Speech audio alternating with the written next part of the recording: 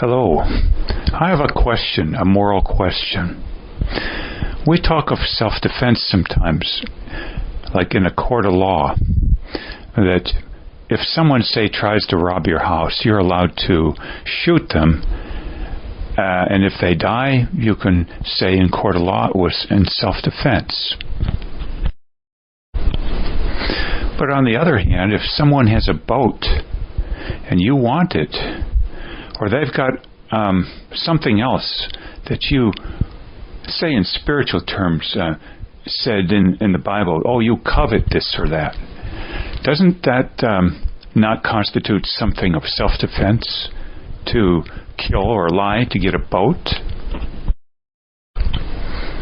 If you did so, maybe in a court of law you could say, well, I had a boat addiction, and that's why I stole the boat, or killed for it, or lied for it, just like a quote-unquote chemical-based addict might say, well, I stole to get meth for my habit, to get my fix, my addiction serviced. But then, where do you draw the line, say, when it comes to transportation or a house? If we're going to say, well, I have to do what it takes to get transportation, no matter how it impacts others, or my life I might die, or suffer terribly on some physiological basis. Well, when does a car become more than just transportation, but a boat? And the same for a house.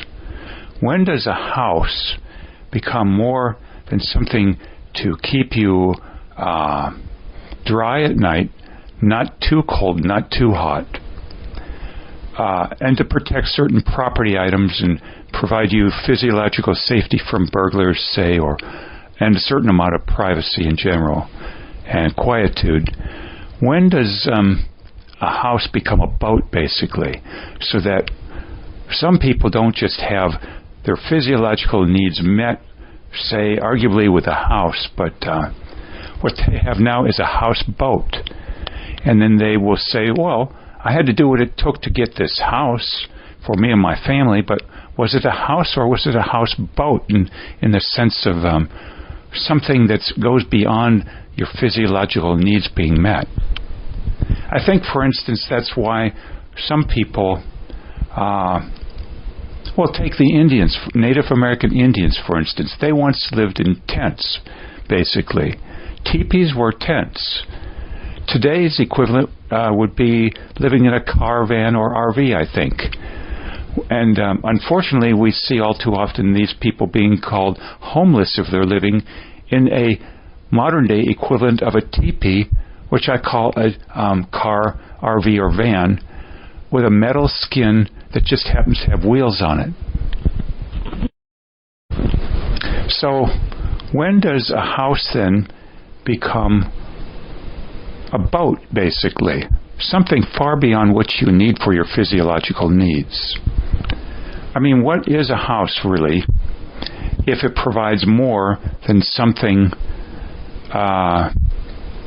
that keeps you healthy, basically, physiologically, and gives you safety?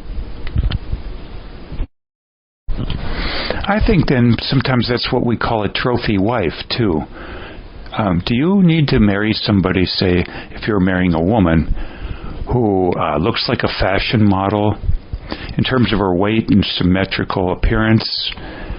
And does she have to have a fine education, so to speak, like from a college, say, or does she also have to have, quote, a fine pedigree as per her family background, her social standing? Or does she have to have simply good character? And I mean simply is not so simple to find. But all the rest, is that just window dressing, and that's why we call it trophy wives? Oh, you could say, well, I would like a trophy husband too, for that matter. And as per cars, when does a car become more than transportation to, let's say, get to work to a reasonable distance, versus a car boat, basically, where we're talking that it provides status, that it makes you look better than others somehow, and at the same time puts others down. Isn't that called status then?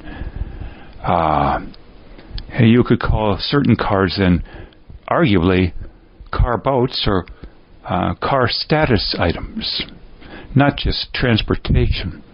It goes beyond fulfilling the basic necessities of life. Now, yes, you could say, well, it's fun to own a car that is highly reliable, and thus that's not a car boat, so to speak. It's simply reliable transportation. But there are people who say that some of the more expensive vehicles aren't necessarily more reliable. And why do you have to have that much reliability anyway? Is that servicing then addiction to control more than simply saying I need high reliability? Now, yes, if you're President of the United States and you're expected to be certain places at certain times, or many people may suffer, well, then maybe a higher degree of reliability than average is justifiable. And as per talking about homes again, perhaps a home boat, so to speak, is justifiable if you're doing dinner parties that are part of the business function, or your home is an office. Like if you were, say, a lawyer, and you needed a lot of room for your books and keep them dry and from being stolen. That's then not really a house or a houseboat. That's an office house, really. And so isn't there a difference between a big house for show, status shall we call it, versus a house that's an office or performing a dignitary function? Thus the White House is not just for show. It's an office that you use for official purposes, to do dignitary functions. It's not necessarily this to be lived in to build up your ego and to put down others' egos. But once again, is a house then simply more than simply providing physiological needs? Is it for show, so to speak, for status? And by status, I also mean that others who don't have it, no matter how hard they work, say, to try and get it, are made to feel somewhat less. That's the part of status I'm talking about, too.